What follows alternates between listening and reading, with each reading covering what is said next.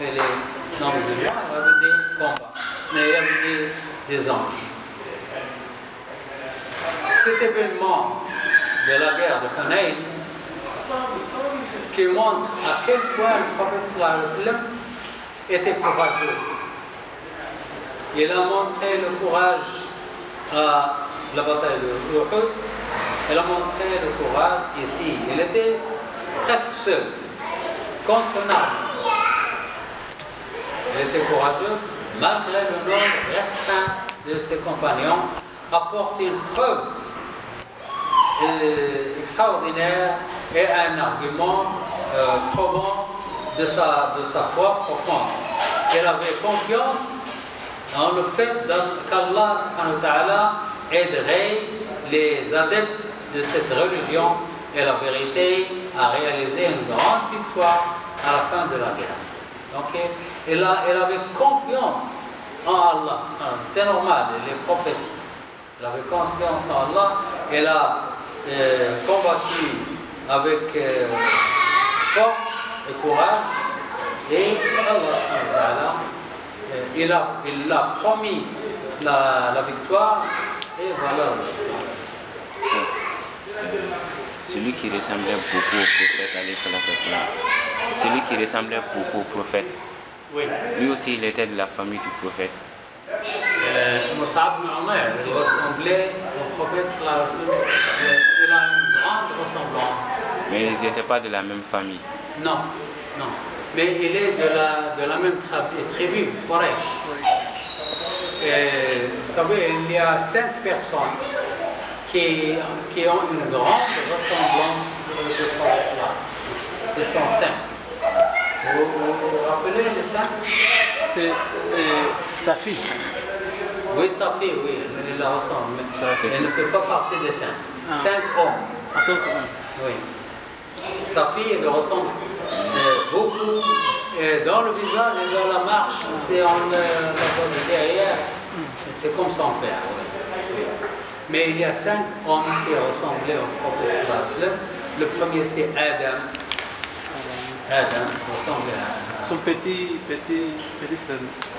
C'est Hassan ou bien? Oui. Donc, Adam, Ibrahim, Mus'ab ibn Umayr, Hassan ibn Ali. Le 5e qui est Adam, Ibrahim, Mus'ab, Hassan. Adam, qui était le père de tout homme. Ibrahim, c'est son grand-père, arrière-grand-père. Le 5e, Adam, Ibrahim, Mus'ab, Hassan. Il y a un 5e, quand je me rappelle, je vous le... C'est quel Ibrahim? Ibrahim Khalil. Ibrahim Khalil. Adam, le père des gens. Ibrahim Khalil. Mus'ab ibn Umayr. Et Hassan ibn Ali. Le prophète Ibrahim.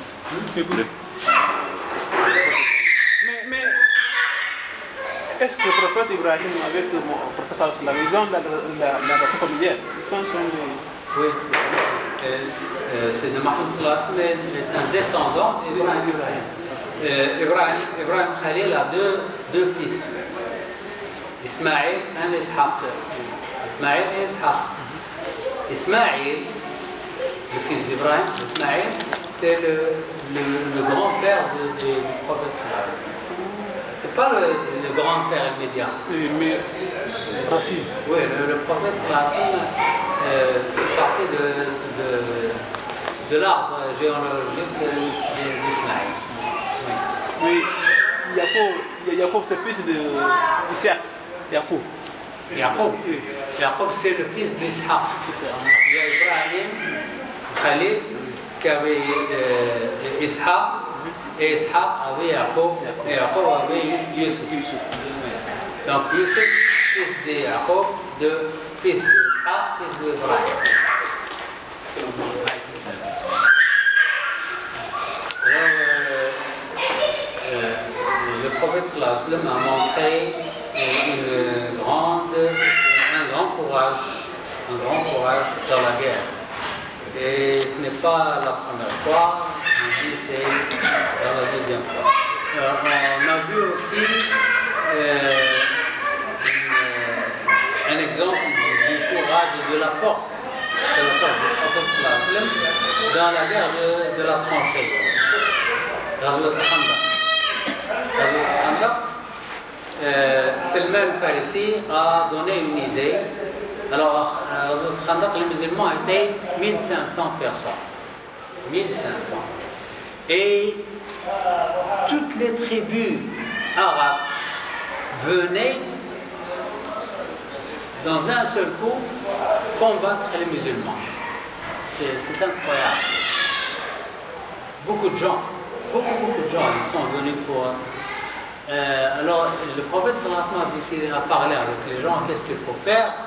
Est-ce qu'il faut sortir de la ville ou il faut rester dans la ville? Comment le tactique de la guerre, etc. Et Salman al-Farisi a dit, chez nous, en Perse, en Iran maintenant, chez nous, quand un grand nombre de combattants veulent nous attaquer, on creuse une tranchée.